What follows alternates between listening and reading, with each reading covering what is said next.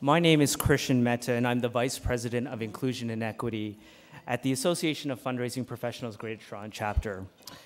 I am also the co-chair of the Diversity to Inclusion series here at AFP. It gives me great pleasure to welcome you all here today to kick off this special series, first focusing on Chinese philanthropy. Before I invite Justin Poi, the chair of this conference, to say a few words, I want to provide you with a quick overview and background about this initiative. Ontario's urban centers are amongst the most socially and culturally diverse places. 3 million people here consider themselves to be of visible minority descent. And in recent years, we have made some considerable strides in areas such as gender equity, accessibility, and diversity training across a number of different sectors. Last year, in partnership with the AFP and Toronto and Ottawa chapters, we applied for funding through the Ministry of Citizenship and Immigration's Partnership Project Office to launch a series that would allow us to take a long-term view on inclusion by uncovering stories of giving amongst emerging donor groups and to carve out a dedicated space for an honest exchange about how to strengthen our work and the relationships we have with our communities. Our project is really a number of organized presentations that bring together, for the first time anywhere in Canada, donors, fundraisers, volunteers, and nonprofit managers to look at what we know, what we don't know about giving within the sector, and how we can work together to become a world-class, forward-thinking, inclusive-minded sector. We are fortunate to have secured the patronage of the Lieutenant Governor of Ontario, the Honourable David Onley. His Honour can't be here today, but we'll be sure to provide him with the details and the outcomes of the day's proceedings. However, I do want to acknowledge that Georgia Capellas from the Ministry is here with us. Georgia, thank you very much for the Ministry's guidance and support on this initiative.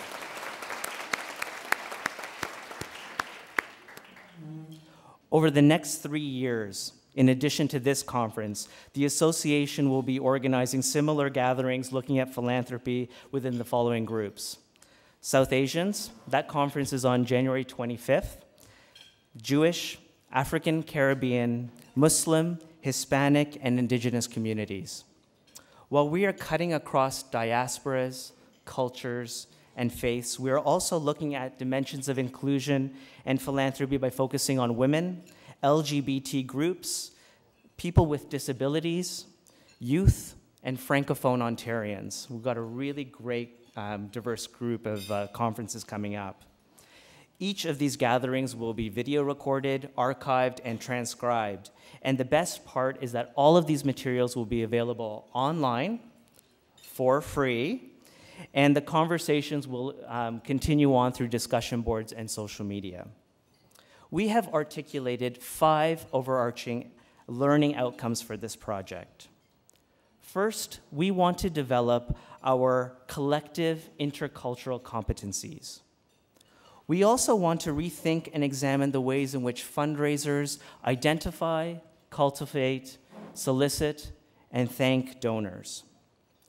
We also want to learn about some of the best practices to promote and engage people on the ground and at leadership levels. We want to gain an appreciation also of the nuances found within each community. This is what I call the diversity within diversity factor. And finally, we want to offer an opportunity for cross-cultural networking and develop a research initiative that may stem from these events. At the end, we hope to have created a foundation from which new conversations will emerge and more advanced sharing can take place. This is a first time for our sector. In Ontario, in Canada, and some have actually noted that this is the first time in North America that we have done something like this with such coordination and rigor. So I want to thank you for joining us today in this opening conversation and I look forward to this dialogue. It's going to be very exciting. So I'm pleased to begin, as I mentioned earlier, to introduce to you Justin Poi. When I first met Justin to discuss this conference earlier last year, I was taken aback by his immediate enthusiasm and excitement for the project. I remember Justin saying, "Man, this is exactly what we need right now, right here. There is so much that our community does that goes under the radar, and there is so much more that we can do. And we need to steer the conversation into a new direction. We need to talk about deep inclusion and participation in the sector, not just in fundraising." So Justin clearly has this really great sense of community and giving. And I think this might be a bit of a genetic thing. We'll learn about that in a moment. But I'm not going to regurgitate everything about Justin and tell you his bio. You can read that in the program. But I do want to underscore something special, that as a specialist in marketing to multicultural communities, Justin has an unmatched understanding of the inner workings of our diverse society. All the things that make us tick and don't tick, Justin gets a sense of it. He quickly assembled a group of advisors to plan this conference and led the charge in organizing each and every one of the sessions today. I am particularly honored to have his association and friendship, and I know that many of you in the room today feel the exact same way. So without further ado, Mr. Justin Poi. Thank you very much, Krishan. Welcome, everybody, to the first Chinese Philanthropy Conference of the series of Diversity to Inclusion. I want to talk a little bit about the terms diversity to inclusion. So I recognize a lot of you guys in the room, and thank you very much for your support and coming out today. And I really hope that you get out of today what we originally intended. A lot of organizations understand diversity, but the problem is the whole aspect of diversity is usually introduced in the very late stages. So you've done your planning, you've done your research, you're ready to launch your campaign, and you might have already started your campaign, and then you say, hey, why don't we reach out to this group or this group or this group? And then you call a bunch of volunteers, they come in, and there's really nothing they can do except try and take your existing materials and turn that into something that can raise something in the community. We have a lot of the Chinese media out today, and it's very interesting because they're asking questions from a different perspective. And a couple of them have asked me, how does something like this help the Chinese community? And the way I put it to them was, if you as an organization include the Chinese community as part of your planning process, then you are able to better serve and better market and better communicate to the Chinese community. Therefore, the Chinese community will have a better experience when they're involved with your charity, and then they will be more likely to give. So really, it's a full circle, and I think we're starting to see a lot more of it. But out of today, I was very sure that we had a very broad range of panelists. We have panelists that are Hong Kong Chinese, from Taiwan, from China, and I wanted to make sure that you feel very free to ask questions. There are no dumb questions, just ask questions, because this is a very rare opportunity where you'll get this kind of a diverse panel in front of you. Very often what happens is if you do embark on diversity, usually you'll put a little advisory committee together, and what often happens is when you put that advisory committee together, you talk to one person that you know, and they say, hey, I know a couple of guys, and we'll put together a committee. The problem is they're usually all from the same tight circle. What you're exposed to today is something that's very different from what you normally would be able to put together in your own advisory committees. So I encourage you to ask a lot of questions and really make sure you leave today knowing the tough answers. Before I introduce our keynote speaker, I do want to just point out a couple of things. In your program, Dr. Mehta, who is the founding president and chair of this cultural center, actually has the flu, so he's unable to attend today. So he's not one of our speakers.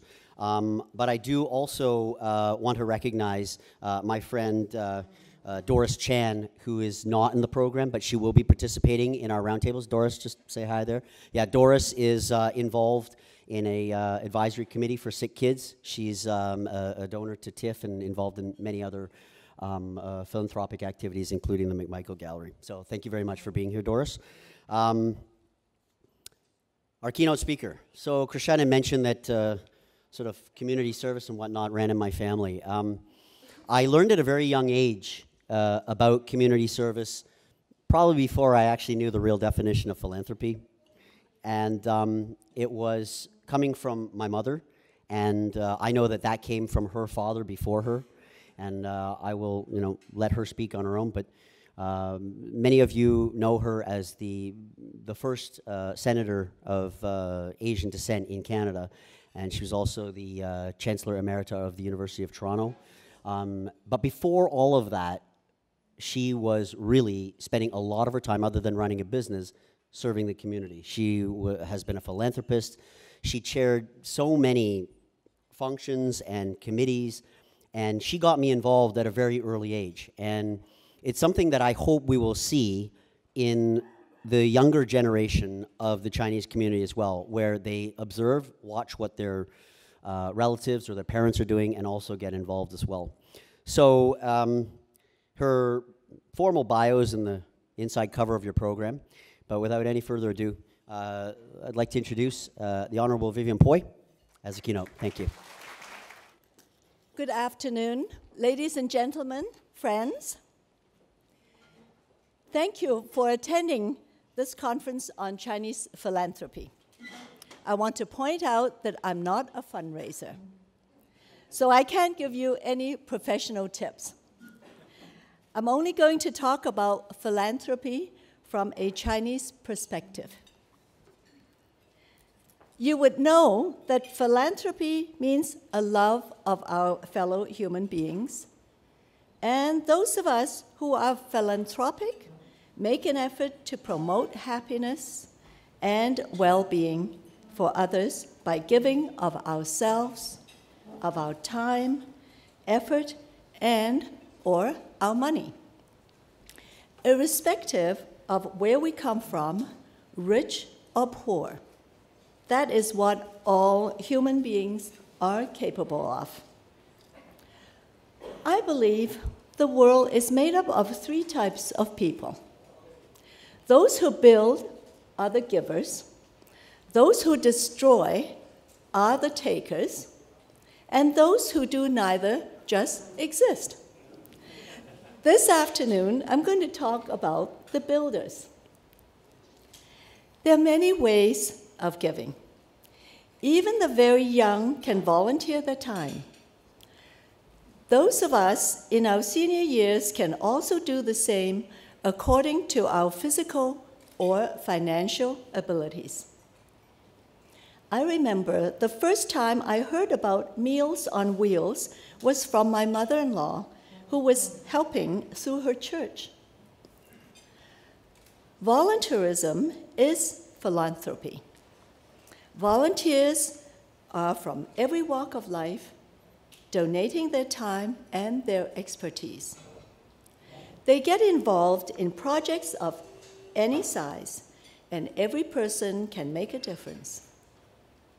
I'm amazed how generous some people are and what they're willing to give, either in their own countries or abroad.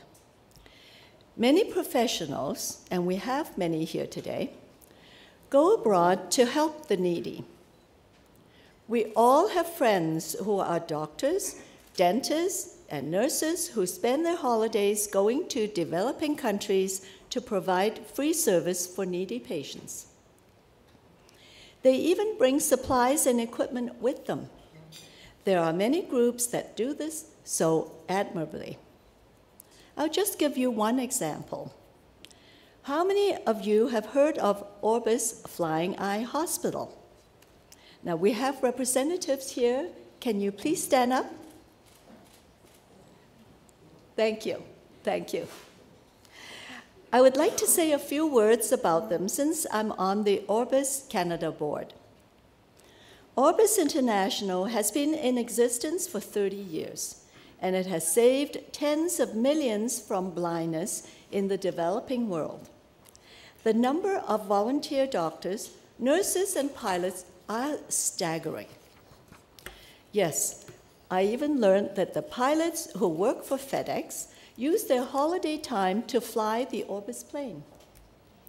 The Orbis team not only do surgery, they also teach the local communities and build capacity.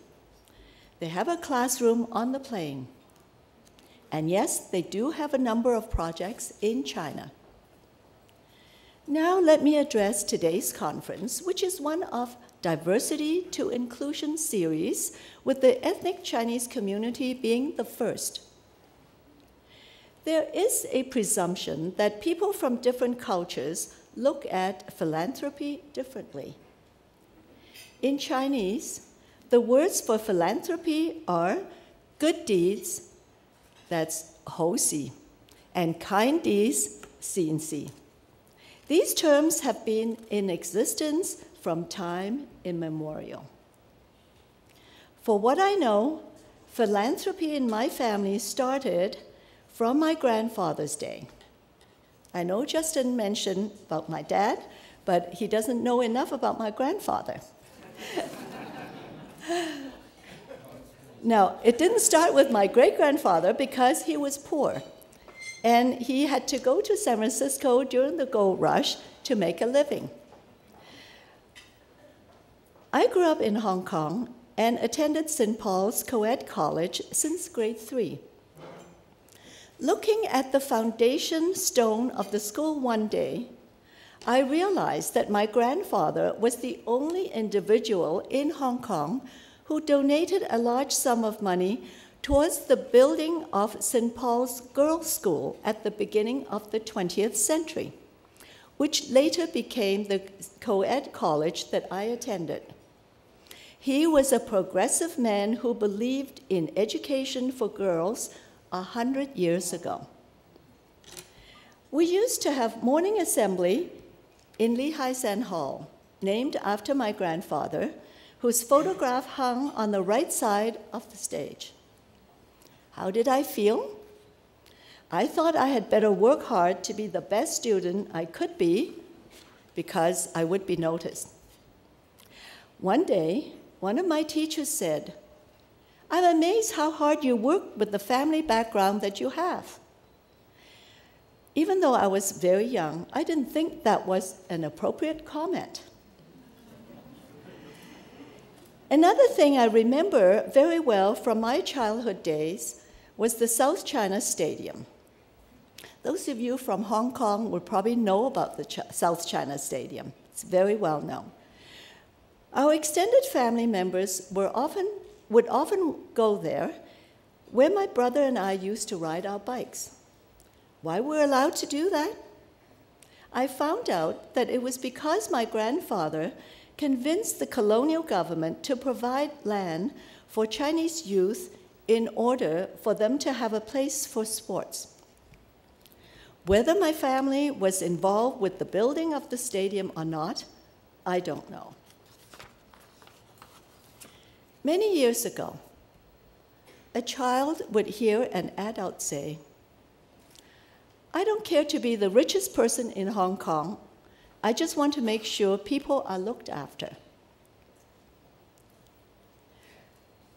One should not speculate because it drives prices up and people can't afford to live. One must invest in businesses to provide good jobs for employees so that their children will have a chance for a good education. One university in Hong Kong is not enough for the young people. High school graduates need another university. Now, today, Hong Kong has 7 or 8 universities. At that time, there was only one. That child was me, and the speaker was my father. There were many other things he said that have left a deep impression in my mind. Throughout my childhood and youth, I was greatly influenced by his beliefs and his actions.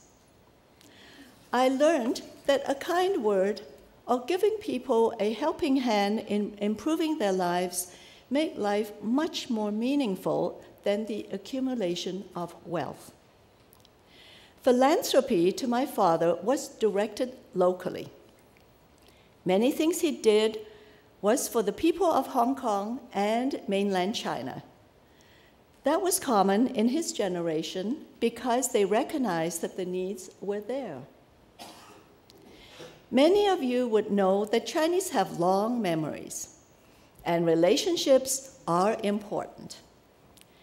Years after my father died, I remember my mother receiving gifts and was paid respect to by those whom my father had helped soon after the Second World War, when life was very difficult in post-war Hong Kong.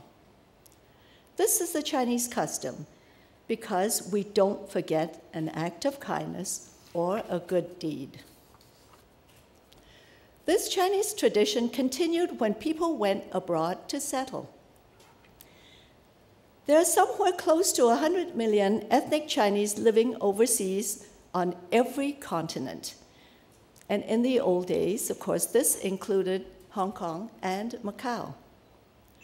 Depending on the societies we came from, we are culturally different. However, there is a thread that binds us, and that is we all help the Chinese people, wherever they may be. So the saying, charity begins at home, does have significant meaning. To illustrate this, I'll use Fu Wei Education Foundation, which is a good Canadian example that has successfully helped over a number of years the orphaned Yi minority children in Liangshan, Sichuan province. Many of these children are orphans left behind by parents who died from AIDS or drug use, and they now have a chance to go to school. The most vulnerable are the girls who are put into school dormitories to keep them out of danger of being preyed upon.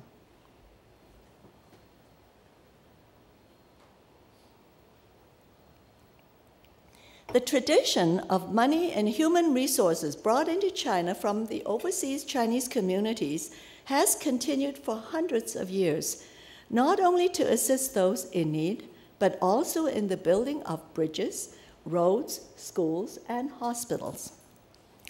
The contributions of the overseas Chinese communities are so significant that there are museums established in China to honor and record the lives of these individuals and their communities abroad, such as there would be a gallery on the Chinese in Canada, in the US, Brazil, Malaysia, etc. In my family, my ancestors' contributions to China were limited to Guangdong province in our ancestral counties and villages, all close to Hong Kong. To say that the Chinese are clannish is an understatement. When we visit, we are welcomed everywhere, hospitals, primary and middle schools, and even factories that were established to be owned by the villagers to increase their income. We all know the importance of education to the Chinese. For centuries, and until the establishment of the People's Republic of China, wealthy families in the villages built schools in their family compound, not only to educate their own children, but also the bright sons of the poor villages, who would then have a chance to take the imperial exams. Since there has never been an aristocracy or a class system in China, the Chinese have always recognized that education is the only key to success. One successful scholar would bring glory to his entire county. During my father's lifetime, he used to give financial support to needy, qualified students to go to university because it was expensive in Hong Kong. All they had to do was to write to him and show proof of their acceptance by the university. Today, there are foundations that provide scholarships to Chinese youths to the best universities in the world. In recent years, the Chinese who settled overseas would often extend the support for higher education to any qualified, needy students. Since education is the path to a good future, this is the ultimate good deed.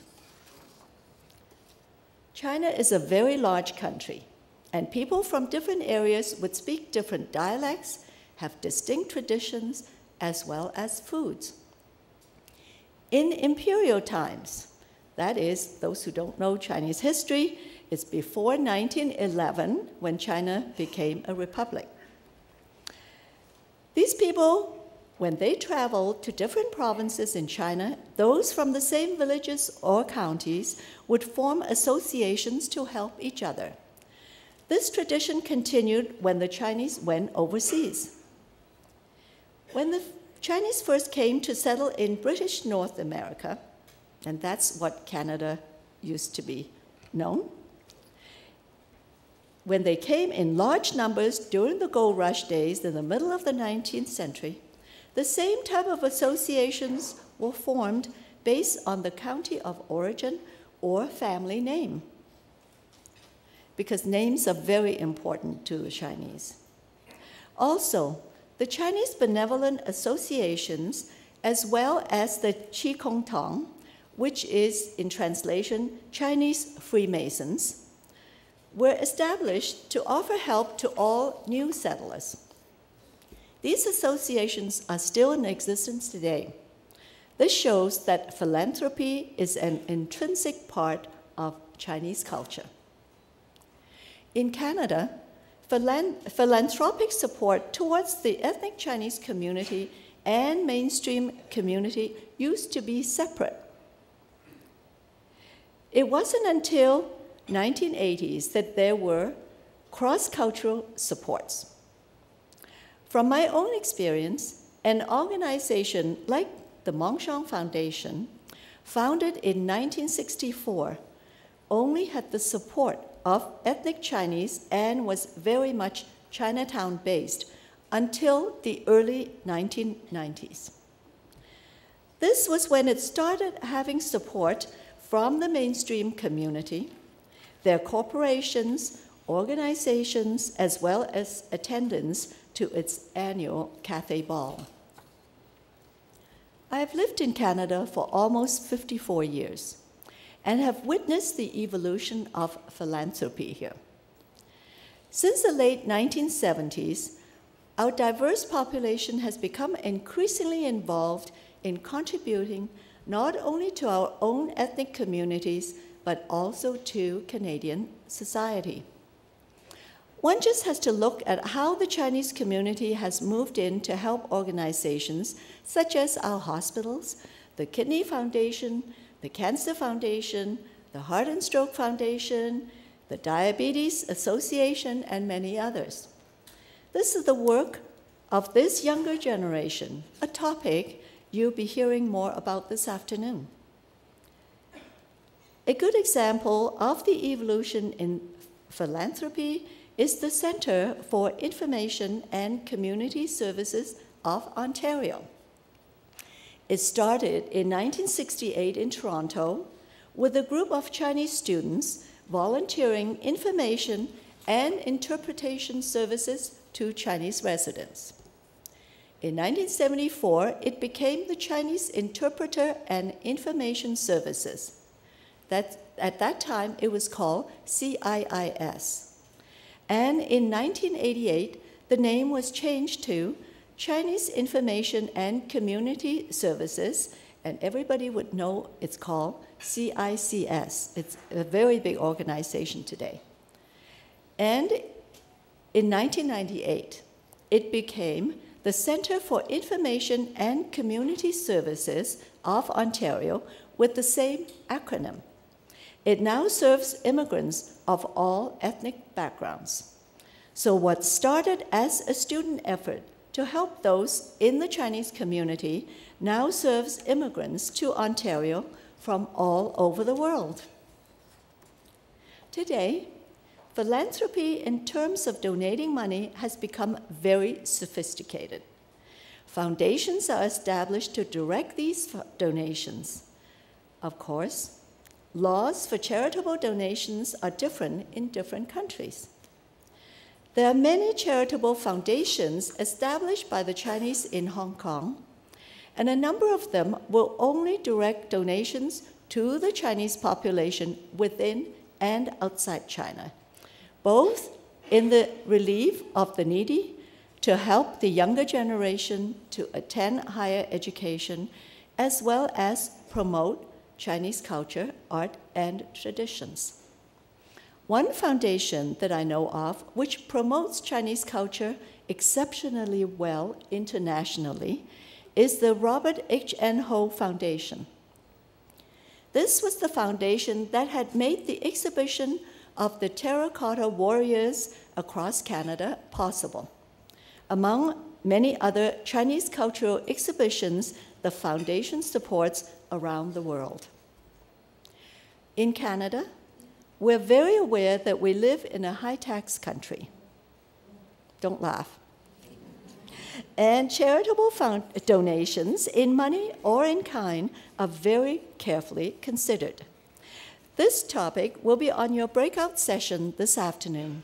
So what started off as a good deed or a kind deed now also has, it's cut off.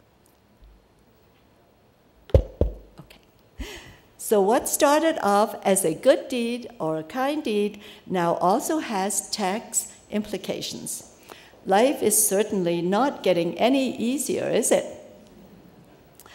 Whether you are religious or not, one sentence will always ring true.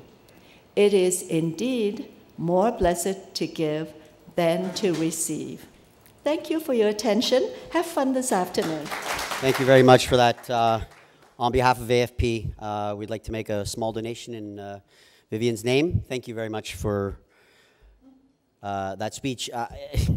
That's why she's the historian in the family. I always learn something new when I hear her speak. In the interest of saving time, I'd like to call up our panel. First, I want to introduce Larry Ma. Larry Ma is our facilitator today for our panels. And I've known Larry for years. We first met when he was a program manager at the Canadian Youth Business Foundation. I was a board member. And he is he basically runs the program for the Top 20 Under 20 program, and he also sits on a number of boards himself. So, Larry Ma, welcome. Thank you. And what I'll quickly do is call our panel up. If you could please come up and have a seat, and then if you guys could move the podium, that'd be great. Daniel Hung, if you could please come up. Now, I apologized profusely to Daniel. In the program, it lists him as past chair of Monsheng Foundation. Actually, that's not even half as impressive as his bio, so if you could please read his bio, it's much more impressive than even that title. And Danny Leung. Danny is a director with DundeeWealth, and he also is a very active philanthropist in the community. And Alan Ma. Welcome, Alan. Alan is the new president of the Canada Shanghai Business Association. It's an association that a lot of you may not know about. In fact, I only learned about it about 4 years ago, and the member base is really quite interesting. So if you have a moment to chat with Alan after, it would definitely be worthwhile. Benson C. Benson? Right. Benson is really well known in the community. He's probably overly involved in many charitable causes. Pretty much, I think, he pretty much covers every health issue to do with the human body. And he's the president of Greenfield Golf. And Hugh Zhao, where's Hugh? My good friend Hugh is the president of CPAC, which is the Chinese Professionals Association of Canada. And while that sounds very generic, what's very unique about CPAC is that their member base is primarily, and they have a whopping member base. We're talking tens of thousands. They are professionals, mostly from mainland China. So it's a group that a lot of you will definitely want to try and reach out to in the future. So thank you very much. Larry, I'm going to leave it to you. Sure, thank you. Mic on?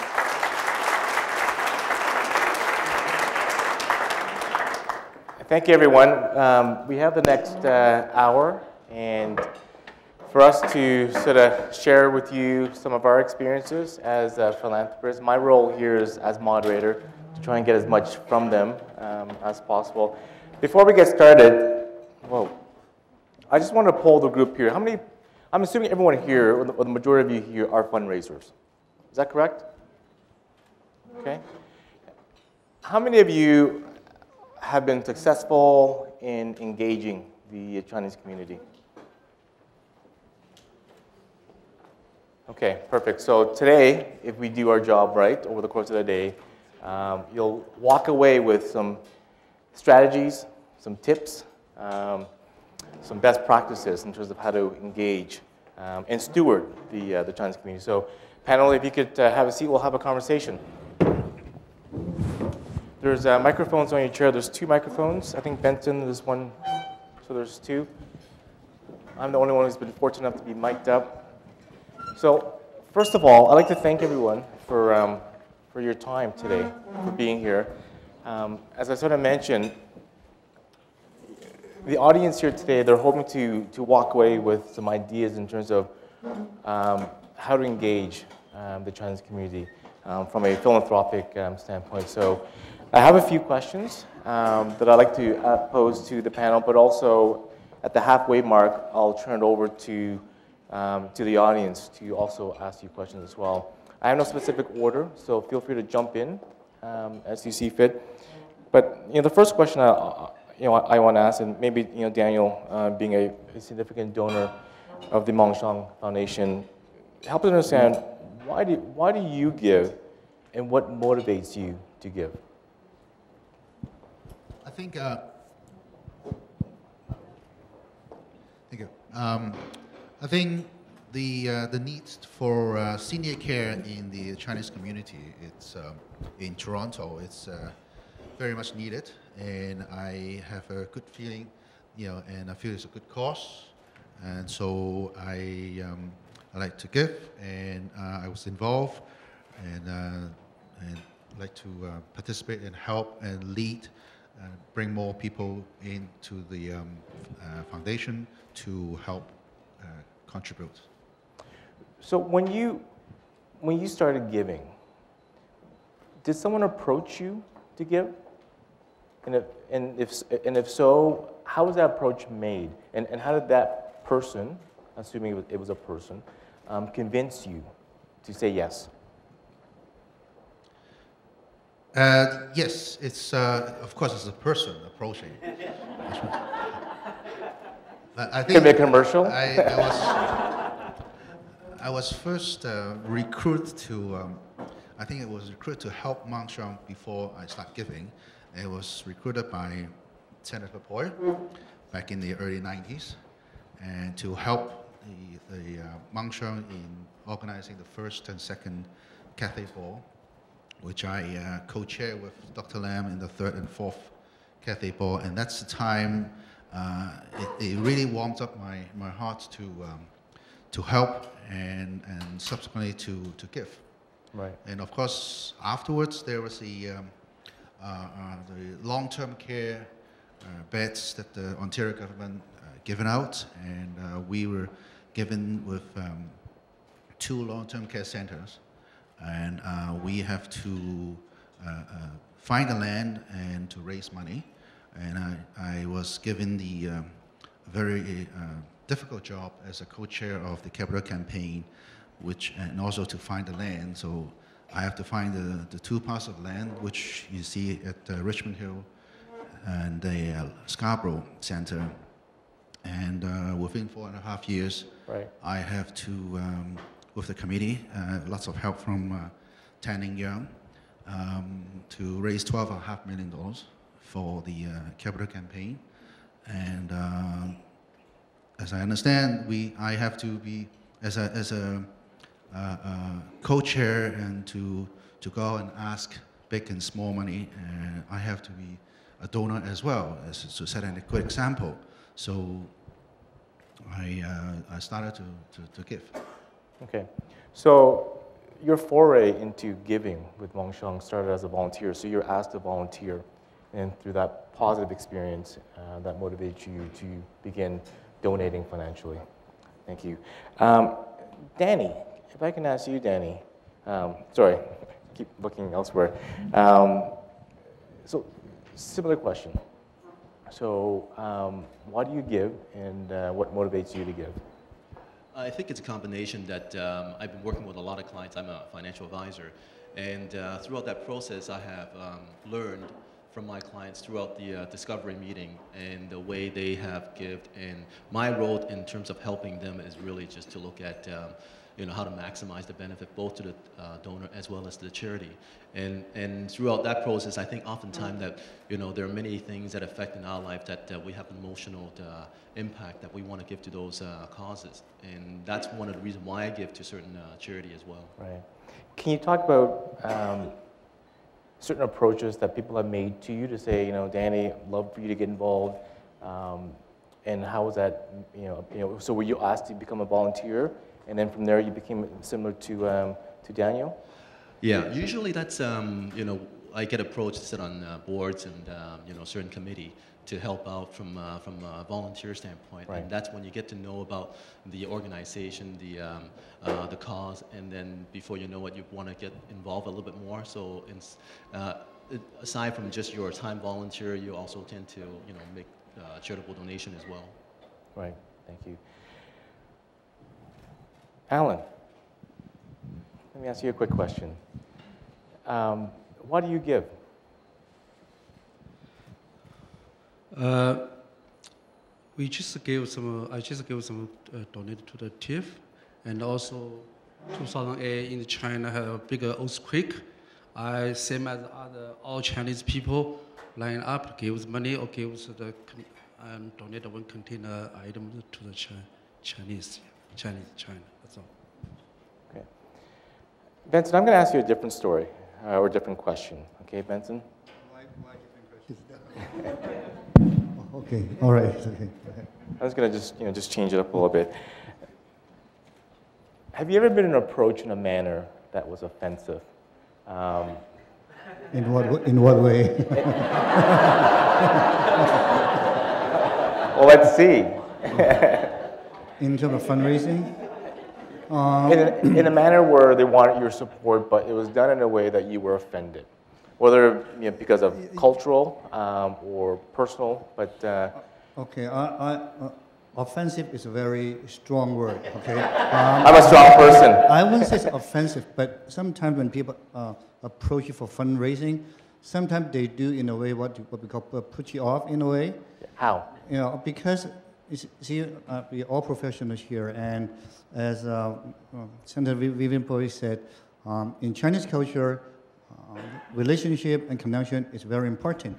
So some people, what I found when they come into us, they are being too professional and very professional. They become not passionate enough. We just see what they want to know is the dollar, the amount, the figure. And basically, they can just talk to a wall, okay, and say the same thing, okay. So when I saw that, right, so basically I said, thank you very much, I'll get back to you, okay. And that's basically it, yeah. So in a way, it's not offensive. He will know that was offensive, but in my tone, basically it's no, in a way. Yeah. So they weren't able to connect with you, so it came across as being very impersonal. I would say so. Sometimes, every now and then, you do come across some people like, not everyone said that, some every now and then, right. It would. So let me ask you the flip side of that question, Benson. So can you describe an experience where you've been approached, and that approach was done in a way that you said yes? Okay, because in my personal experience, as I said, I have a company that we do golf tournaments, so we fundraise, for Keynote Foundation, teachers, and so forth. So on one hand, I have to ask people to help out my tournament. At the same time, I'm, for example, sitting on the Toronto Hong Kong Lions Club's I'm chair, and also the Taiwanese Association. At the same time, people coming to us and ask for donation. So in a way, I sort of understand both sides of the coin. Okay. To answer your question, when people come to us, okay, when I say yes, usually a couple of things. Number one, again, go back to the Chinese relationship, and people have to know you, because normally people in our community, they will like to donate something or support someone they know, okay? Rarely they come up to us and say, oh, hi, I am Joe Blow and I need money for this. And if I don't know them, rarely I would just say yes, okay, rarely, okay? Not 100% no. So when people know you enough, and number one, number two, if you know them, they have done things for a long time, they're doing this, oh yes, this is a person. And it's very sincere, you know, and it's a good cause. If that's the case, normally it will strike us, okay? Us being myself or maybe I representing, let's say, Lions Club, so I table to the board, the board will say, yes, oh, it sounds a good idea. You know, that person is really doing things for that foundation, all right? So if that's the case, then we probably will seriously consider. That's the way I put it. Right. So just looking, around the room, I would hazard a guess that most of you are on the outside of the Chinese community, so they don't know you or they know the community. So, and this is for anyone on the panel. Any advice you would give to them in terms of how they can begin getting to know you or members of the Chinese community, or understanding or better understanding the Chinese community? What are some, or anyone? Hugh, let's start with you because you haven't spoken yet, Hugh. Well, I think I'm sitting in the wrong panel because listening at the four... Oh, you're on the 2:30 panel, right, sorry. I've been listening to the four panelists, and then they haven't all been on the giving end, but I'm more on the receiving end because I'm the president of CPAC and also the president of Education Foundation. Though I do give, but I give peanuts, and also I gave a big chunk of time. I just want to echo what Benson says, and just give a good example. Benson and I, we have been knowing each other for many years, and I have not started asking Benson to donate to my foundation. Because I know, yeah, because I know the longer I hold this relationship, and he has no way to go backwards when I ask him, he will have to say yes. Benson, if you like. That's how you nurturing the relationship with the Chinese community. I'm just, in a way, it's kidding. But personal relationship is so vital and important. I think the biggest mistake to approach the Chinese is to be too professional. It doesn't work if you are too professional, even though I'm the president of a professional association. You always start from small things, okay? A coffee, a letter, an email, and sometimes a dinner. That will work. The second thing is you have to be patient. Okay? If any of you from Florida that I don't know, you come to me or any of the panelists, I guarantee you they will say no if you come ask for money. Okay, so that's the way the Chinese are giving. Of course, I do not represent the whole Chinese community. I'm from mainland China, so I believe more about the mainland Chinese. So that's if I say something wrong, so please forgive. Does anyone else want to answer that the question about how could advice you would sort of give for the audience of how they can begin engaging and getting to know the Chinese community better, things that they can do? Participating in events, inviting you to sit on boards, committees.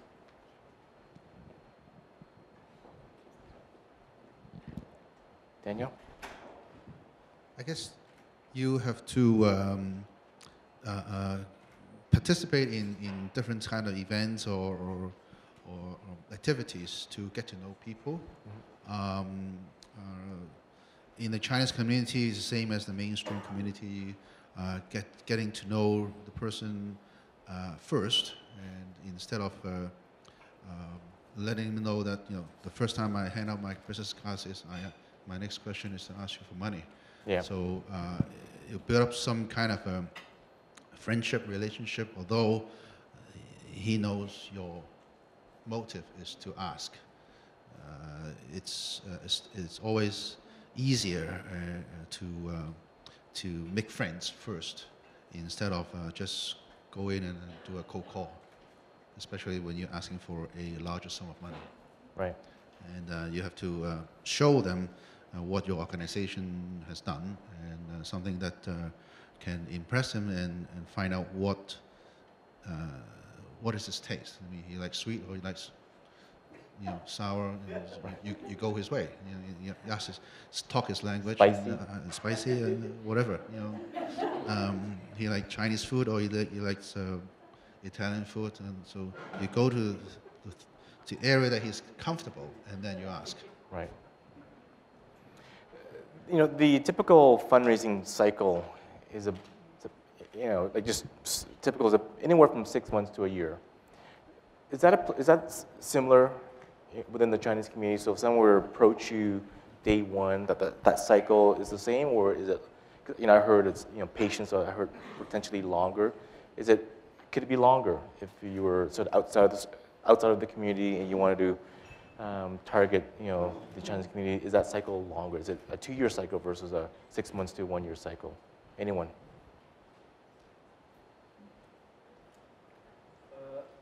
I'm very new for this kind of things, okay? Because I come from mainland China, so new immigrations. Most people come from mainland China have no kind of strong mind, have donate, okay? Except some special things happen. And a very close relate for every people. Then there will be donated monies, okay? If nothing kind of things happens, you just want to ask money, I agree, you have to say no, right? Yes, and also second, I think a personal relationship is very important. Especially like I'm a new immigration, right? We do some things. We all buy some invest monies or donated monies. We really respect the personal relationship. For example, I buy I donated money to the TIF. If not Justin Paul tell me some things, I will say no. Why I donated $60,000? Not stupid, right? But he told me, tell me the donated value. Then I say, yeah, makes sense. I do something, right? So I think in this country, have lots of foundation. So if you do some things, I need to start too small and let people know the worth and also what is related to you. Okay. If people think it's not related to me, no, people don't want to do something. Right? For example, some family member have some fell ill or go to hospital, right? Have surgery or do something. But if you tell you this kind of money or foundation raise money to the hospital, they will be interested. So basically, I will like to say new Chinese immigration, we need to let them to know what is the worth, what is the purpose, what is the beneficial, who is beneficial. Right. Then people will be like to donate money. Yeah, this is my opinion. Yeah. Does anyone else want to comment on? Thank you, Alan. Does anyone else want to comment on that? Yeah, I do have a couple. Because I know one of the reasons people to here today is want to know how to approach a Chinese group to fundraise from this group, right? I was talking to one of my friends sitting beside me, could be Daniel. I think number one is glad that we have this panel. Number two is one of the reasons that we have it today because in the last 20 years, I think there's an uprising of economic of China, and there are more Americans coming here, and you see, what we call the wealth coming into this country, and somehow for non-Chinese speaking people, they have a sort of a little hard time of approaching this group, okay, because culturally they're a little bit different. But if I go a little bit deeper, my personal opinion is, even within a Chinese group, in a way, there are 3 different Chinese groups, in a way. Okay? Number one is, for us, we know because we are Chinese. For guys, you don't know because Chinese are Chinese, all right? Okay. In a way, okay, right? Okay. Are you saying that we all look the same? Okay. Because there is a Hong Kong Chinese, okay, put it this way, Chinese from Hong Kong origin, okay? Okay. They were governed by British law for the last 100 years. And then they have Chinese from Taiwan. Taiwan has separated from China since 60 years ago, so something like this, right? Okay. So, okay, thank you. Okay. So Taiwan is another group of Chinese. At one point, they were governed by Japanese. So in a way, for 50 years, okay, in the 18th century something. So their culture is a little bit different. And then the third group is the mainland Chinese group, okay? And mainland Chinese group, correct me if I'm wrong, is China, the economic power has not really rise until the last 20 years. So basically what we call is a new wave of rich people wealth, new wealth coming out, okay? So as a Canadian, normal Canadian, when you come to this group, they all are different, okay? How are they different is, for example, okay, people in Hong Kong, they already understood, okay, the fundraising aspect, because in Hong Kong, day in, day out, they do that all the time on TV. Okay, Taiwanese people are a little bit more subtle, okay? They have wealth, the people dressed like whatever, okay?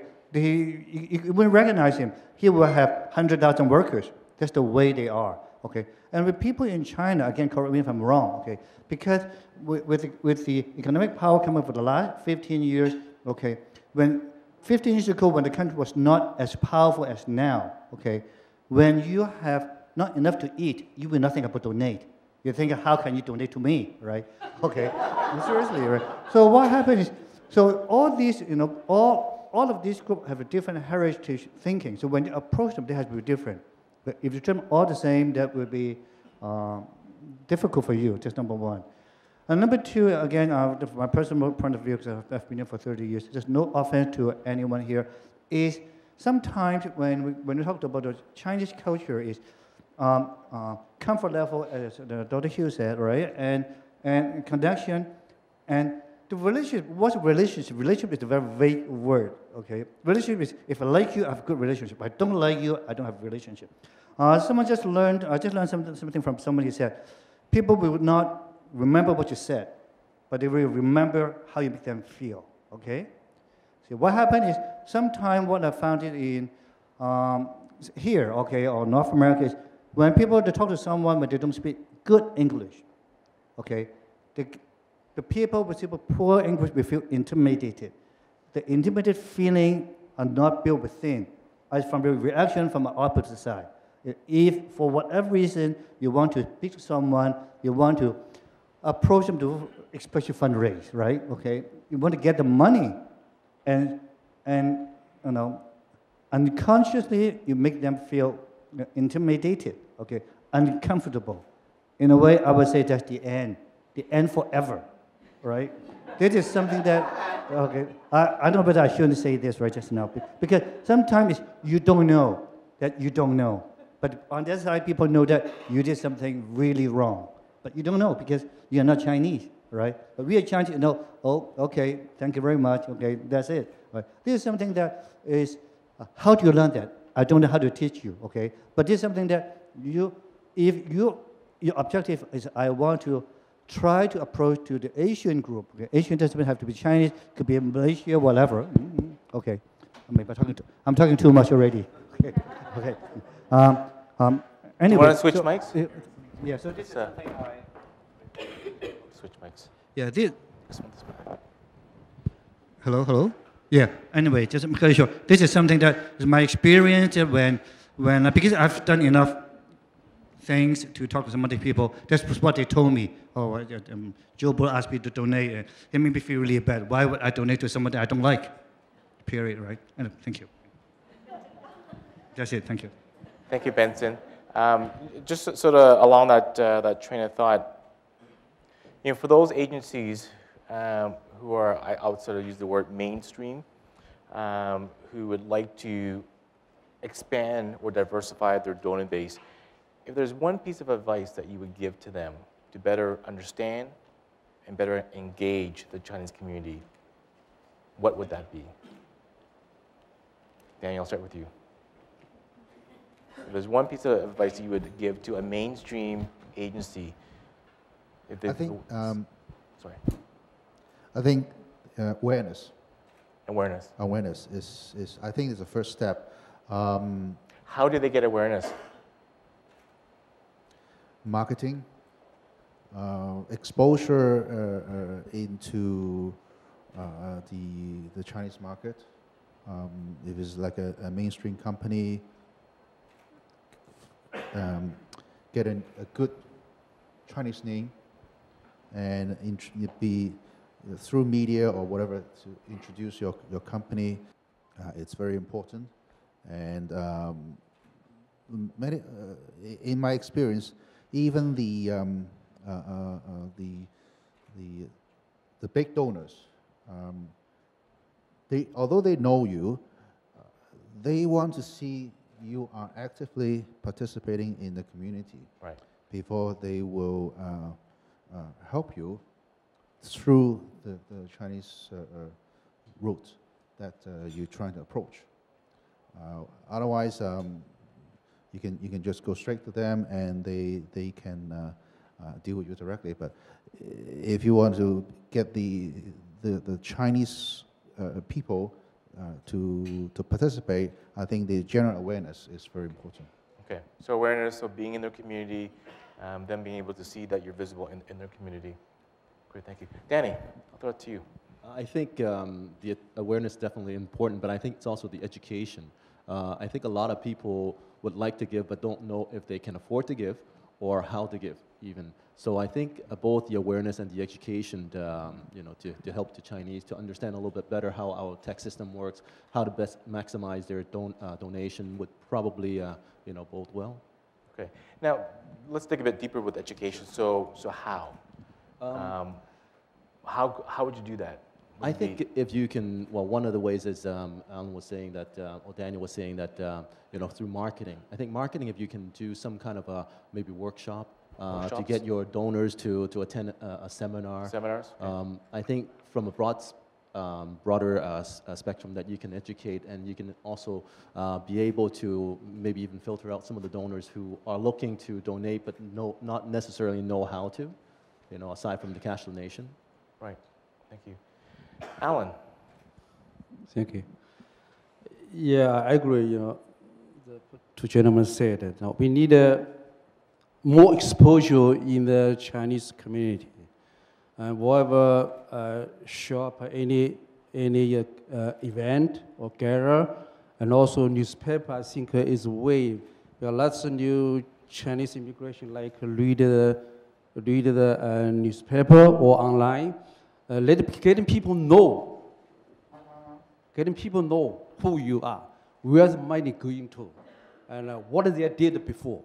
They want to see the truth. They want to choose because in China, people always thinking why the money go, and the money I donate, maybe the money have some, some people have a scandal, right? Right. They don't know where the money going, why I donate the money. So very clear to show people the pictures. Okay. What is the foundation did before? Right. What is the purpose? Who is the beneficial? And I think this is very important. Yeah, like education people. So being accountable, showing the donor base where the funds are actually going.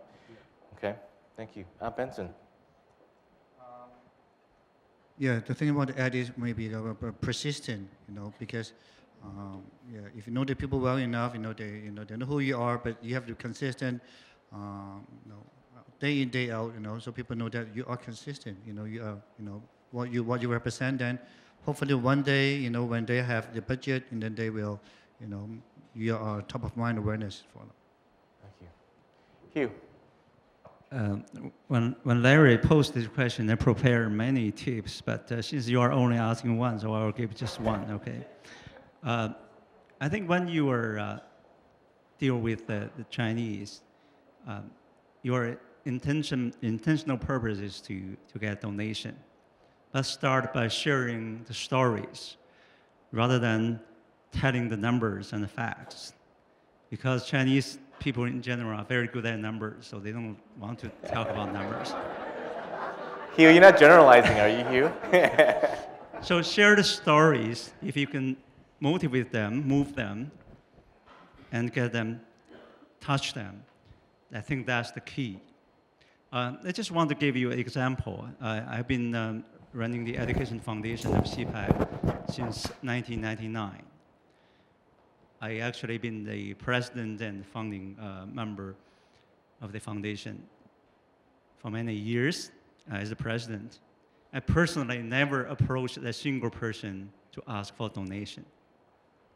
It's always, when they attend our award gala, they approach me. Last year, there's 3 people approached me because of 2 donations. Because they see what you are doing, they see the stories you are telling, they see the impact on the community, on the students, so they see the impact of their donation will be. So that's the important thing. When we talk about fundraising, it's hard, especially Chinese. We have a term about face. The face to Chinese is very important. And I'm a shy guy, so it's very difficult for me to ask people for a donation. But if I can deliver something in front of their eyes, and they will work willingly to donate. I think that's the key. Thank you. How important is it that a Chinese person asks someone in the Chinese community? How important is that? Anyone? I guess it depends on who you're asking. I don't think it's better. It's a matter of who is asking. It's a matter of who is the better person to ask. So by that, so are you referring to having like a vice president or a president come in versus a manager? Is that what you're referring to, or like the type of person in the organization who's making the ask? Same. There's no difference whether it's you're asking somebody in the Chinese community or in the mainstream. The person who is asking, has to be more or less in the same level as he is or she is, so that he or she will feel respected, feel important, and but doesn't matter whether it's a Chinese or a Caucasian asking. Sometimes you feel better being asked by a Chinese, sometimes feel better asked by a Caucasian. But you have to know who he is and ask the right question in the right way. Does anyone else have any comments on that? Would you agree with Daniel? I think that's your point. Would anyone here disagree with Daniel?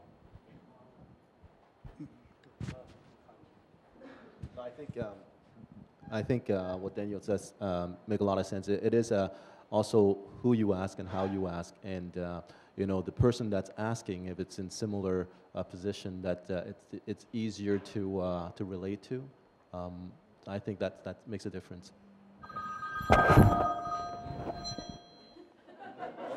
Somebody asking. Oh, by the way, please turn off your cell phones.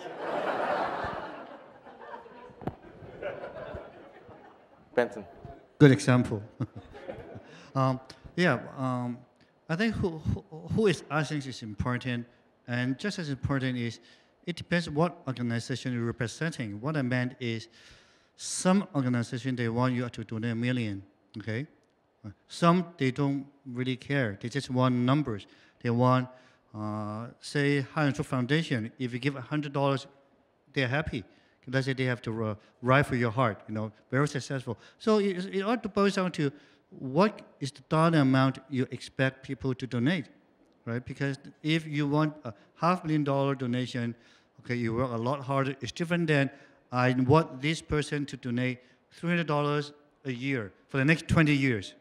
They're different, right? So it depends on what is your objective. And I think that will have a direct influence and direct, correlation of like who you send, how you want to present yourself. I think this is important.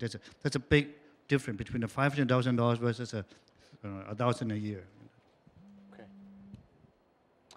I'm going to ask one more question, then I'll turn it over to the floor for questions. So now that they have you, okay? They have you. You're giving, you're donating, they have you. How do they keep you? I think one of the Mike? Mike? Thank you. I think one of the things is keep you involved, keep you informed, and some of the progress that they're working on, and some of the impact that it made in terms of your contribution and your donation. I think that information would keep you, you know, continue giving, because you know where your money's actually going, what it's actually doing. Right. So via a newsletter? I think it could be a number of different medium. It could be a newsletter, it could be email, it could be, you know, could be from a magazine that, you know, it's showing the actual event. Yeah, so. Okay. Anyone else? Hugh? How do you keep your donors? Well, a couple of things. One is you continue the worthy cause that you attract the donor at the beginning and do it well, okay? And they will see the value. And the second thing is really, is you have to keep a close relationship with them, okay? Don't forget them. That's an important thing. Even a barbecue or a drink that will help.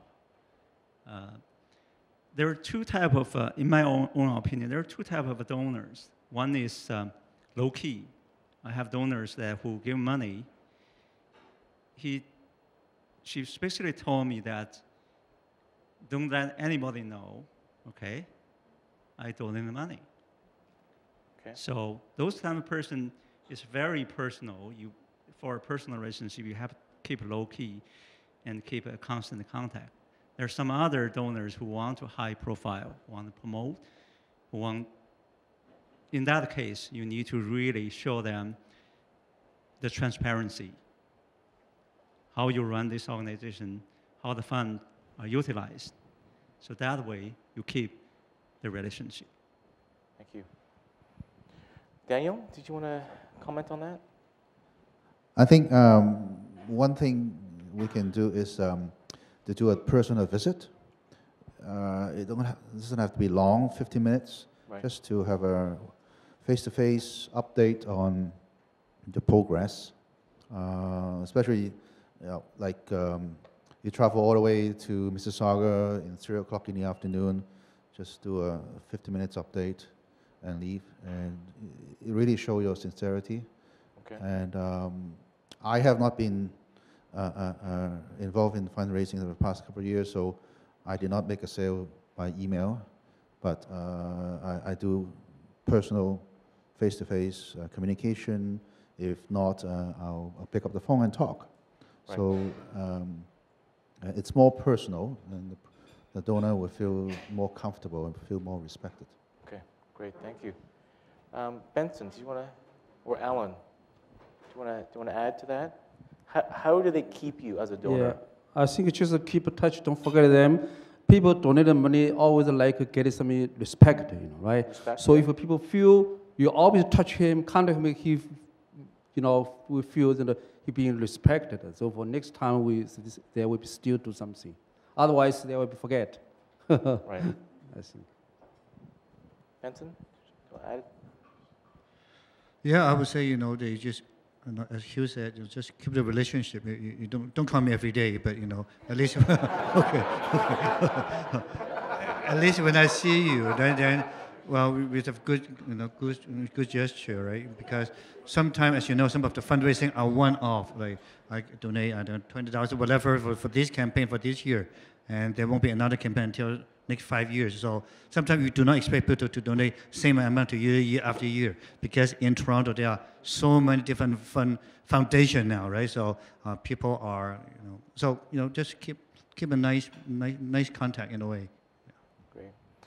I'd like to open it up to the floor. Any questions from the audience? If you can just come to the mic, please.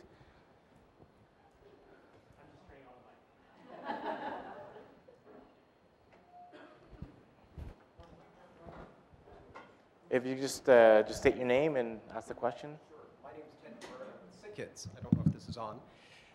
You've talked a lot about Chinese community fundraising, and thank you all for being here and giving your time. I want to turn the conversation a bit to charity efficiency and effectiveness, and whether or not there are any different standards in the Chinese community with respect to charity transparency, accountability, cost of fundraising.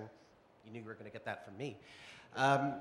So any different standards that we might need to be sensitive to? Anyone? Daniel? I don't know if I'm the right person to answer this.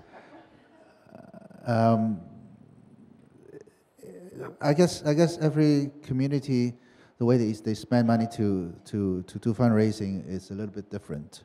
But I think the results, in terms of numbers, it's about the same. Like you try to raise $100, you spend whatever, $50, $80, or $20. It's really depends on the project. And some projects are more of a awareness, and the efficiency is kind of low. But some are really, you basically go for the big numbers, big donors to compensate for the activities cost. Well, I guess along the lines of transparency, I guess the question that I sort of have for the group is, does it matter if your dollar was going to a specific Chinese program or a cause within a hospital or within a healthcare agency, would that matter more to you than if you were to give to a general fund, for example? I think to a way it does, and it depends on the people you're approaching. Let's say, for example, the Lions Club, we have a secretary because of Justin on the board and Frank looks on the board. Okay, that's one reason why we said about relationship. If we didn't know Justin and Frank, we may not do that. Okay, that's number one. And number two is when you talk about efficiency. When you approach some organization and they already, giving funds to other organizations before, then sometimes they will ask, okay, and we often will ask, what is your administration fee? Whether it's 20%, 50%, 80%, no 80%. Okay, I'm just saying. Okay. So there's sometimes that transparency would help. Okay, that's not the main focus, but that is something that some people would like to know. Ask a follow-up question. It's wanting to know how important is it to engage the entire family in the philanthropic discussion.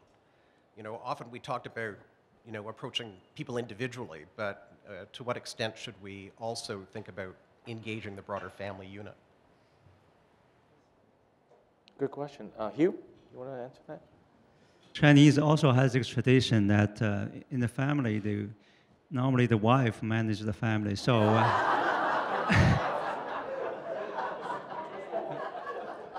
If you can make the wife happy, and normally the husband will say yes. Seriously, I think the key is really there's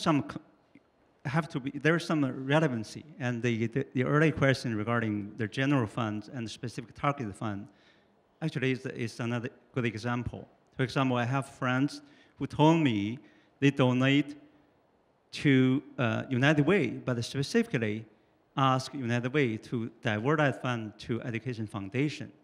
So they value the United Way, but they don't want the fund to be used arbitrarily by United Way. They want to do this. And as to the family, well, if CK's, for example, is a very good hospital and everybody knows, if the family has some connection, there's some relevancy, it doesn't matter whether it's wife or husband. But normally, start a conversation first, find out who is the boss at home. That would help. Daniel, you had a follow-up. I know. You okay? Next question. Hi, I'm Loretta Lam. I'm actually the advisor of Orbis International, and also I run my own marketing firm for the last 17 years. Actually, it's more than not just a question, it's really to share, because I heard a lot of advice from the panel, and I just want to tell you that actually I'm part of, my history is like, in the past 17 years, not only helping corporations promote to the Asian community, but also help a lot of fundraising, sitting on the advisory board as well. Like Chinese Cultural Center is one of my projects. I think Danny will actually remember the days we worked together. 17 years ago. Okay.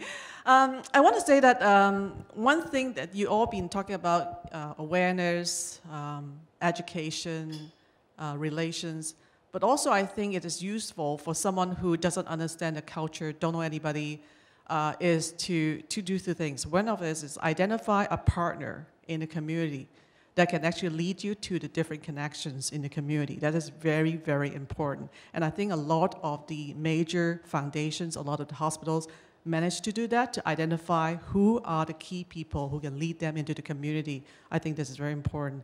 The second thing is about like, study your foundation, study your charity, to see if there's a link that you can identify, emotion link, like does it tie into the, like a family structure of the Chinese community? Does it do anything related to the Chinese community? Does your patients, like who are your patients, who are your research, who are your doctors, who are the people working for you? If there's a tie there, there's emotion tie there, they are more willing to give. And how do you publicize and tell your stories through these emotion ties? I think that's very important. And also to answer the question about able to allow your donors to identify which part of the programs they want to donate to is also very important. For instance, like Orbis Canada, we allow the donors to designate the programs to China projects. I think that's it's very, very helpful, right? So this is actually a short tips that I want to share. Thank you. Hi, I'm Kathy Moroska from Seneca College, and my question is about recognition. I was listening to the Honourable Foy's story about her grandfather's name on the block of St. Michael? Not St. Michael's. St. Paul's. Thank you, I have a terrible memory. The school, and the cornerstone, and your grandfather's St. Paul's. Thank you. Not Mike. Okay, well, so... I have a terrible memory, and but the cornerstone and your grandfather's portrait. And I'm wondering if that is something that motivates and I mean, we're generalizing here, but is that a motivating factor to have a name on a building, your name on the wall, to have photos up of your family? Is recognition and public recognition something that drives the Chinese community to give? Great question. Anyone?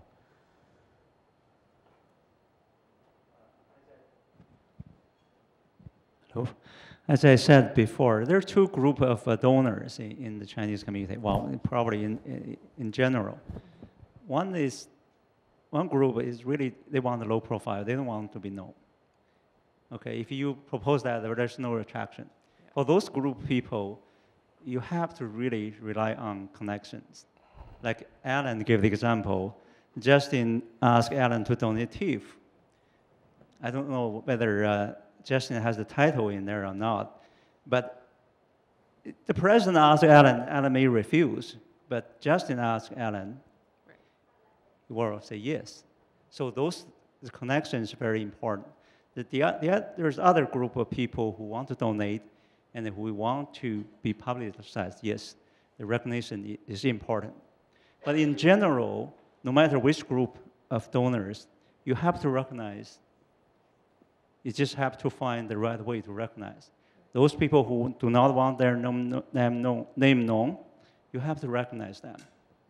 But you have to recognize them through personal contact, through private parties, through other channels. So no different from any other? That's right. Okay, thank you. Well, I would add to that, there's one difference, if I may ask, is something you have to read between the lines. You know, when you ask people, hi, Dr. Hugh, would you like to have your pictures on the wall? Normal people, the first reaction, they would say no. No one could say, yeah, put my pictures on. No one would do that, right? But how do you know he's yes? Because in China, it's very passive in a way culture. When they say yes, doesn't mean yes, and no doesn't mean no, right? Okay. That is something that you hear. Okay, right? Okay. Yes, that means thank you, noted, thank you, okay. I'll get back to you, okay. But if just continue to say yes, noted, that means it's no, okay? Okay, right, okay. Okay. So the way to reproduce the line is, that's what I said, as a fundraising is an art, it's not science. This is something that is, you know, you'll find out, okay. Thank you.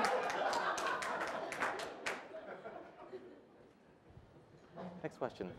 I'm Sharon Lee, and I just want to add to what Loretta had said. It's really great to hear about the Hong Kong Chinese, the mainland Chinese, the Taiwanese Chinese, but there's also North American Chinese, and I guess I represent that. I cross between two worlds.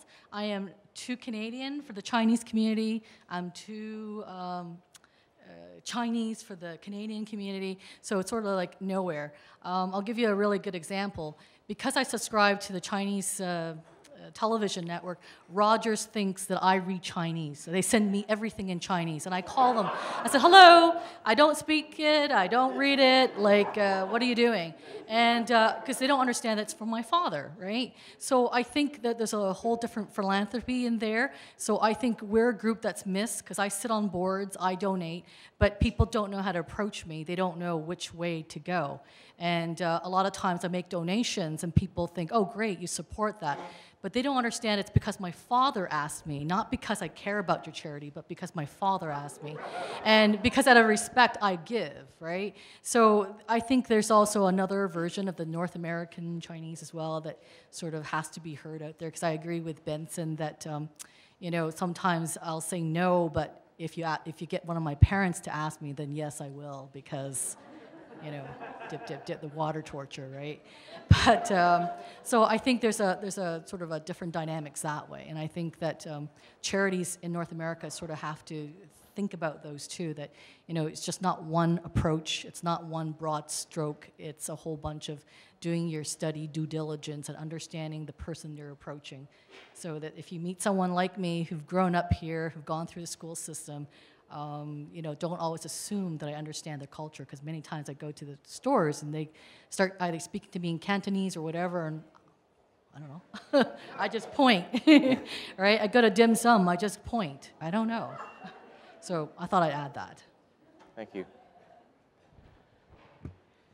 Great. My name's Ann Rosenfield, and I work at the Wood Green Foundation. First of all, thank you for your candor. This is really enormously helpful, so thank you so much. The question I'm wondering about is there's some pretty good research in kind of the, for lack of a better word, the Caucasian community, that level in terms of the fundraiser talking to the donor for women isn't as important as it is for men. Would you say that is true in the Chinese community? And I know we're generalizing, but would you say that's as true? Because you were saying it was quite important that people at the same level speak to each other. So is that more true just for men in the Chinese community, in your opinion, or true as well for women? Does anyone want to comment? I guess it's the same as any community. It's, again, my answer is always, it all depends on the person. If I'm receptive to talking to a woman equally as talking to a man, then, you know, any ladies can approach me. But if I prefer to talk to a man versus over a woman, then don't send a woman to approach me. You know, it's the same anywhere. So how does one find that out? Like how would one know? You just try once and then... Well, you only get one chance, one ask. So it's research. You better do the research. Research. Okay. Does anyone else want to comment on that?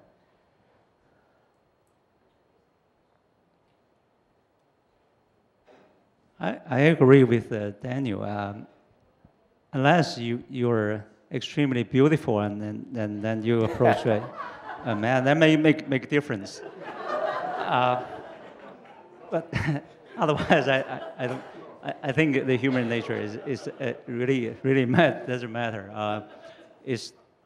I want to emphasize that the relationship and I want to get back to Benson's earlier answer, say that the Chinese way of handling things are a bit fuzzy. Yes means no, no means yes, okay? I tell you a trick, okay? You always go with the person who bridged this meeting or whatever. Okay, they will help. They will give you tips.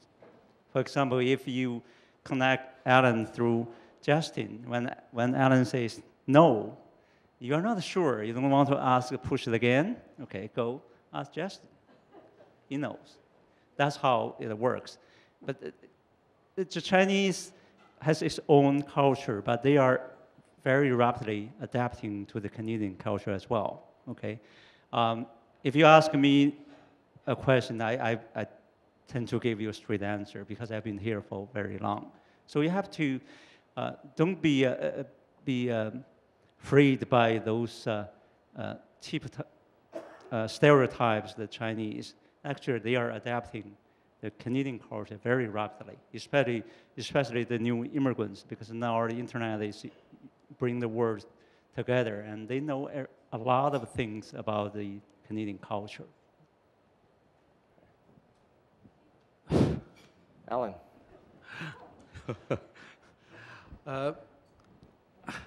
I think,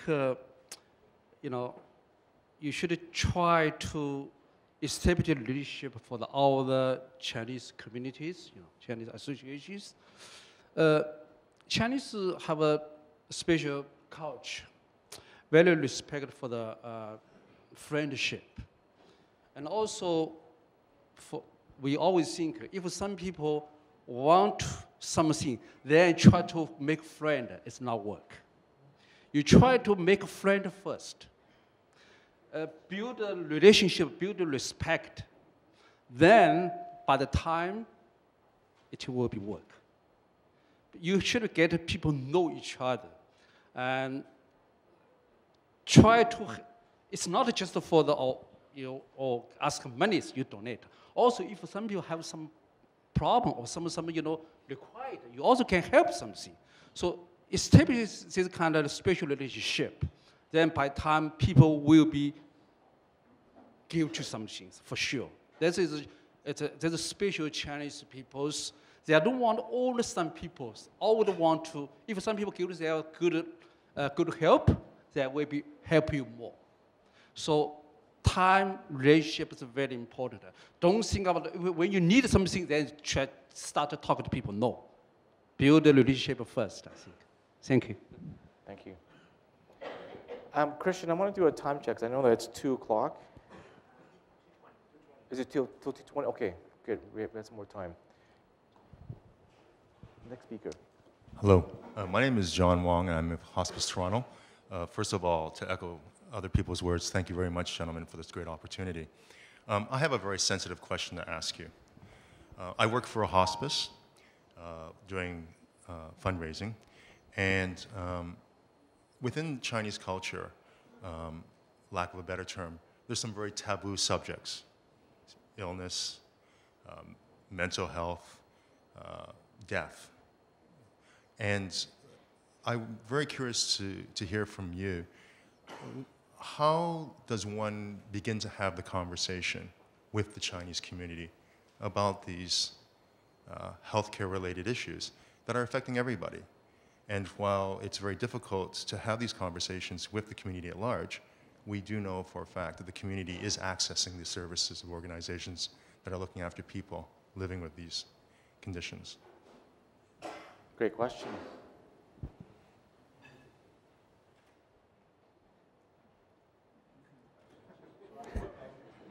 Nobody wants to talk about it. Fair enough. At least put it out there. Oh my God! Why am I again? Anyway, sorry. What do you represent? I'm sorry. My organization is called Hospice Toronto. Okay. Well, okay. See, a lot of times the way I look at it is actually for certain organization with a health issue. Okay. Sometimes it's easier to approach because there's patients out there, right? And then you can talk to them, right? Because as long as you can connect with the same thing, whether that person has a illness or whatever, if they or the family gone through certain trauma or whatever, then they will likely to talk to you. May not be right away, but I think there's a source of list then you can talk to, the way I see it. I don't know. What difficulty do you have right now, in a way, finding potential or identifying? It's not even having the conversation about giving a gift to support our organization. It's even before that, having the conversation about living with serious illness, caring for a loved one at home that is at end of life. Again, being traditionally taboo subjects within the Chinese culture. I think, back to my previous answers, awareness. You have to let the general public know what you're doing, what you're offering, so that they have better understanding of your organization, and let them know where to contact you, rather than just you trying to contact them. And of course, through different partners, you find a right partner to reach out. You know, if I could maybe comment on that, you know, I've been through death in the family as well, and my mom is from mainland China. I'm sort of Canadian-born, first generation here. That conversation happened through the kids, and oftentimes I would sort of, you know, that may be generalizing, but you have the conversation with the children, and the children, if they feel it's appropriate, they have a conversation with, you know, the one that is sick.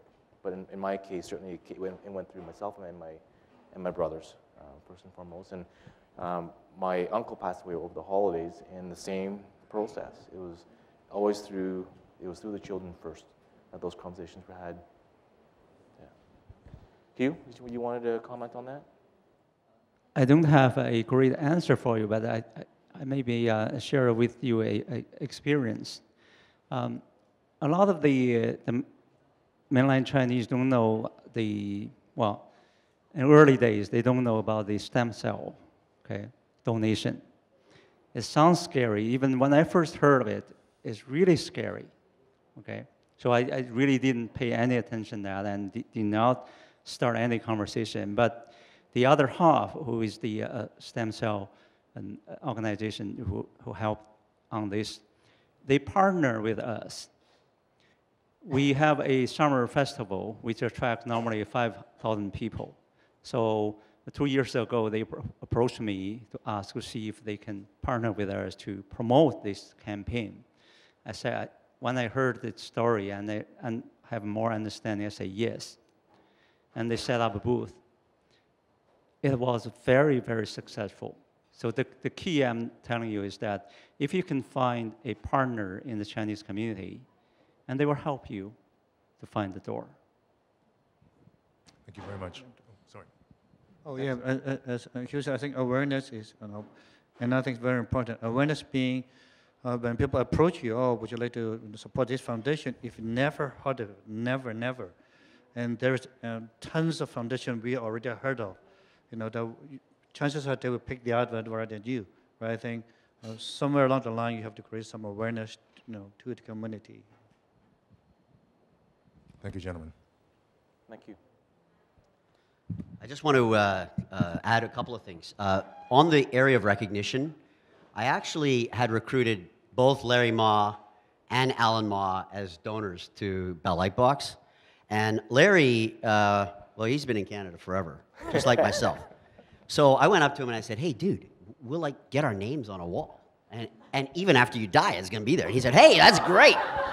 So that was like a primary motivation. Now with Alan, I'm not sure I authorized this story here, Mr. Yeah. With Alan, it was very different. He didn't understand anything about what film festival was. And I went through the whole explanation that a lot of films from China wouldn't even hit the North American market if it wasn't for TIFF. And I explained it to him and went through it with him, took him down to meet senior management.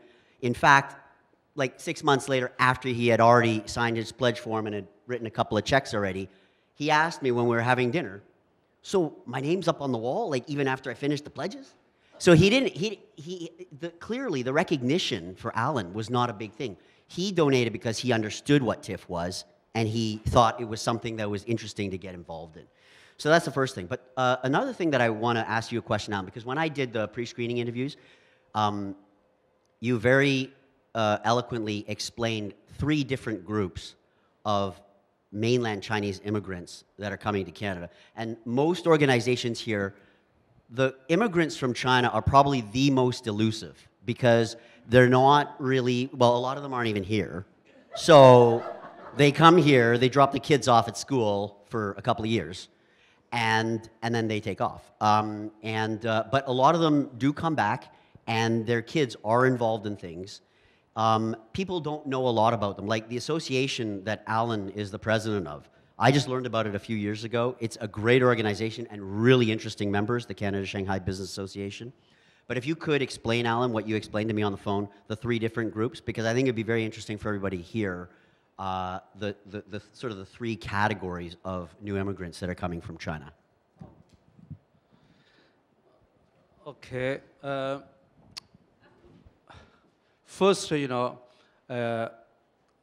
in the 1989, beginning of 1990s, the Chinese come from mainland China just for get a visa student in that time. So this is the first group there come to Canada. After 20 years, many people right now have a successful business. They have lots of achievement. So this kind of a group of people, they are thinking about how can I contribute money to these countries, right? So this is have you know lots of peoples, but they don't know what is the foundation, what is the purpose, they don't know. So even like me, you know, I don't know, you know, right? We just focus on work, and to do some business, make money, you know, right? But for this ones, we don't know. But when people know they want to do something, will be do something. Second is some people immigration to Canada, maybe immigrated to Canada, maybe just 10 years. These kind of people have lots of monies because when we come to Canada, China is very poor. Okay, still very poor. As a reform just start, you know, right? But after maybe after 10 years, 15 years, so the people in China, they get a lot of opportunity to get money, make monies. So this is the very rich peoples. They're coming to Canada. They have the second generation. People start, you know, go to schools. They have 2 kind of, okay, this is a group have 2 kind of people. One is they're not interested, okay, because they see lots of scandal in the Chinas. They don't want to store any monies, okay. Second, if they know some things, if they tell you what is the purpose, what is the worth they will be do, they will be donate monies. Last group, I think, come from China, the new immigration, they are still working the labor work. It's very poor. I don't think there will be automatically donate the monies. Maybe if you have a big things happen, ask them to donate $20, $50. Maybe it's good. Maybe it's okay. But it's not the main market you should work. So, I suggestion is focus on first or second group. Thank you. But Alan, you mentioned scandals, because there are unfortunately a lot of scandals in China. There's a lot of charity scams. It's one of the easiest things to pull off in China. What, for example, with your membership base, what are a couple of things that would convince them that a charity here is reputable and that the money is going towards good use and that the money is being well spent? What are some of the things that even your members at the association would want to hear to at least make them interested in listening to more? I think we want to see the money where it's going, what they did, what's the project, and good for the people. I think this is let people know the stories. 1 or 2, that's good enough, you know, right? Otherwise, the people will be scared. Where the money come from, you know, right? Well, where the money going to, right? In the China, whatever in the 2008, it's a big earthquake. The last money donated to China from a postal, from a government, and also from all the Chinese in the all over the world. But some monies go to the counties, or go to the towns. The money will be scared, not used for other purpose. That's why people will be, scared. I think we need to educate the people in here. Never happens these kind of things, right? And you can tell the people what the project already be done, what are the people already get the benefits. I think that's very important. Thank you. Just doing a time check. I know that we got 7 minutes. That's 7 fingers. So maybe two more questions, and then we can sort of wrap it up. So. Great, thank you. Hi, I'm Sarah Robertson from Upper Canada College.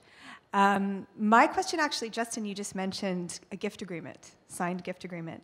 And it sort of comes back to what you mentioned earlier about being too professional, but balancing the relationship and the professional nature of the fundraising that we do.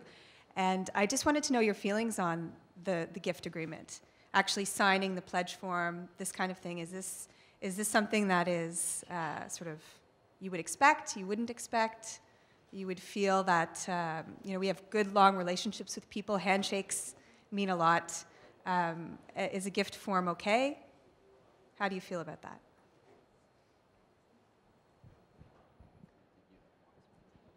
Yeah. Okay.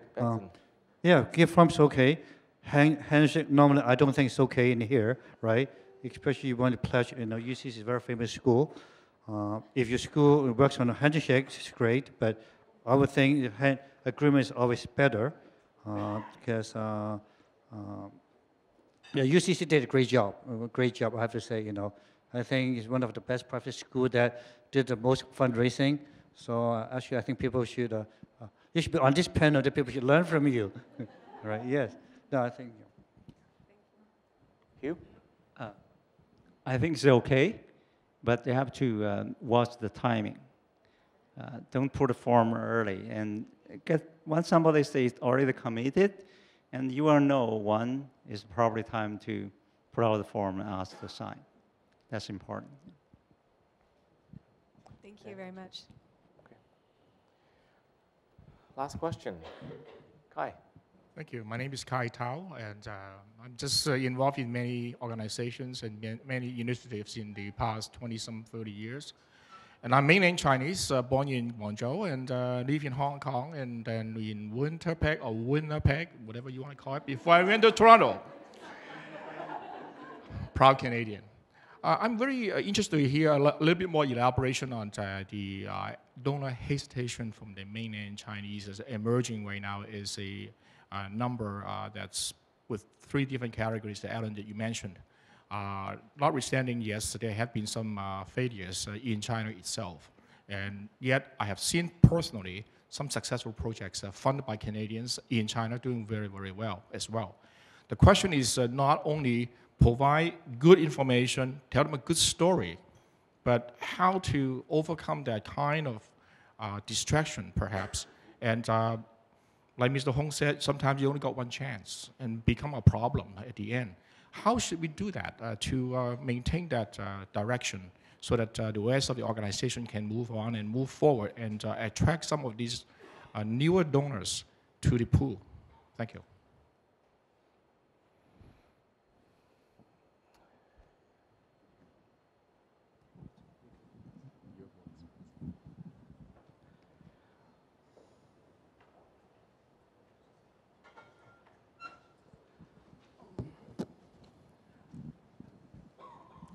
Okay,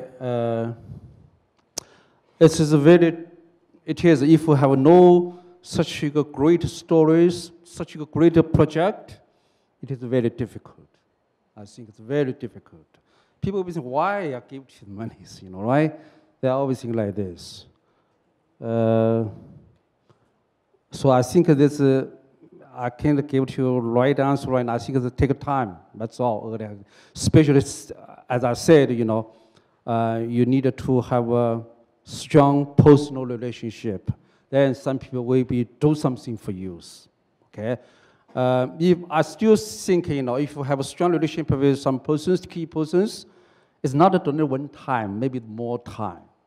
But, take time, right? Don't expect that one day people will be give to you money for no super story is project. Very difficult. That's my opinion. Sorry. Daniel, did you have a comment? Okay. Well, with that, I'd like to sort of close. Oh, did you have a question? Quick one? Okay. What time is it? Okay. We got 5 more minutes? Thank you. Okay. My name is Ranjan Khatri. I'm from a student from Honourable College. I have a quick question. Just wondering, is there any particular time, festival or occasion in Chinese culture where Chinese people tend to give more? That's the question. Thank you. So is there a period of time of the year where Chinese people tend to give? The Chinese New Year is definitely, which is coming up. So hurry up and.